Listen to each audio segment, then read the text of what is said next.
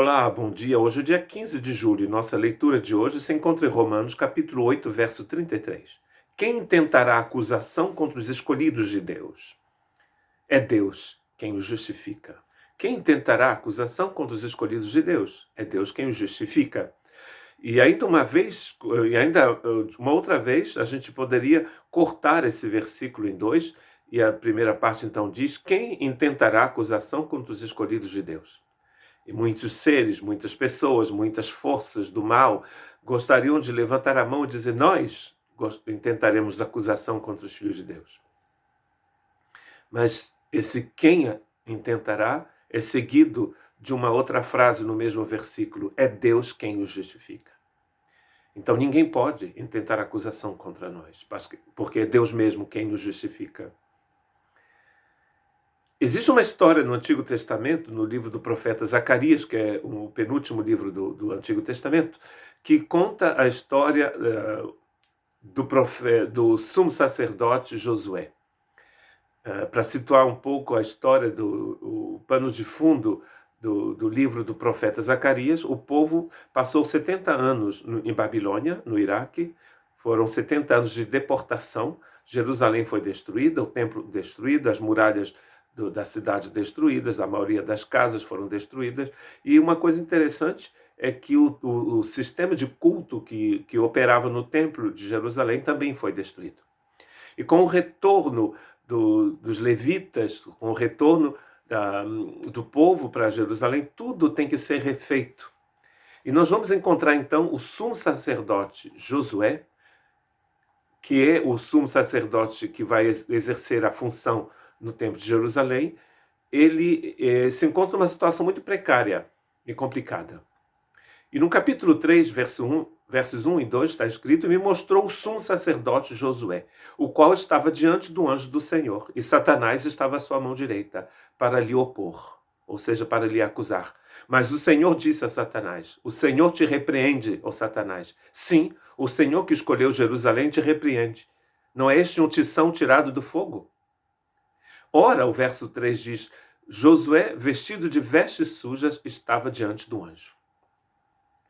Então Josué, as suas vestes estavam sujas. Isso quer dizer que ele não poderia exercer o ministério de sumo sacerdote com vestes sujas. Uma das condições principais para um sacerdote, um sumo sacerdote, era que suas vestes estivessem completamente limpas, alvas mais que neve, como a gente canta no Brasil. Mas aquele sumo sacerdote, suas vestes, ou seja, sua vida estava completamente suja. Então ele não podia exercer. A acusação existia por causa das vestes sujas. Então, quem é que repreende Satanás aqui? Deus, ele mesmo repreende.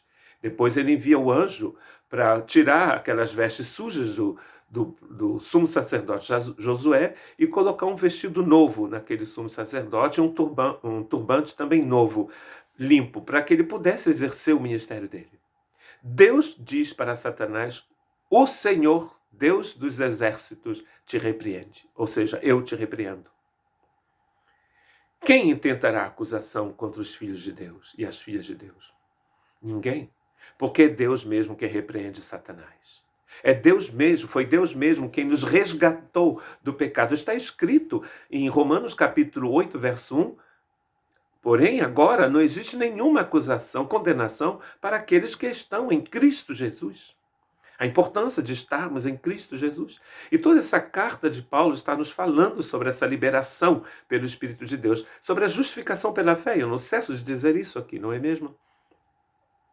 A importância de estarmos em Cristo, porque Cristo repreende o Satanás. Você não tem como repreender o Satanás. Você repreende agora, mas a autoridade lhe foi dada por Jesus. Tiago nos diz que nós devemos nos sujeitar a Deus e resistirmos o diabo. Mas o texto não diz resistir o diabo, ele vai fugir. Não. Precisamos nos sujeitar inteiramente a Deus para fazê-lo. É Deus quem nos justifica, é Deus quem repreende o inimigo aqui.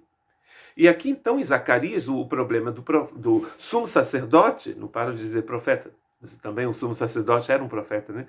O sumo sacerdote com suas roupas sujas não podia estar diante do Senhor, não podia entrar no lugar santíssimo.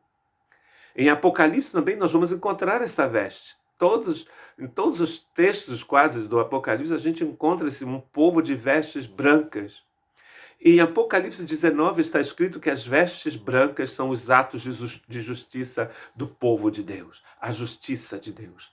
Apocalipse capítulo 12, versos 10 e 11. E ouvi uma grande voz no céu que dizia: agora chegada está a salvação e a força e o reino de nosso Deus e o poder de seu Cristo, porque já o acusador de nossos irmãos é derrubado, o qual diante do nosso Deus os acusava de dia e de noite.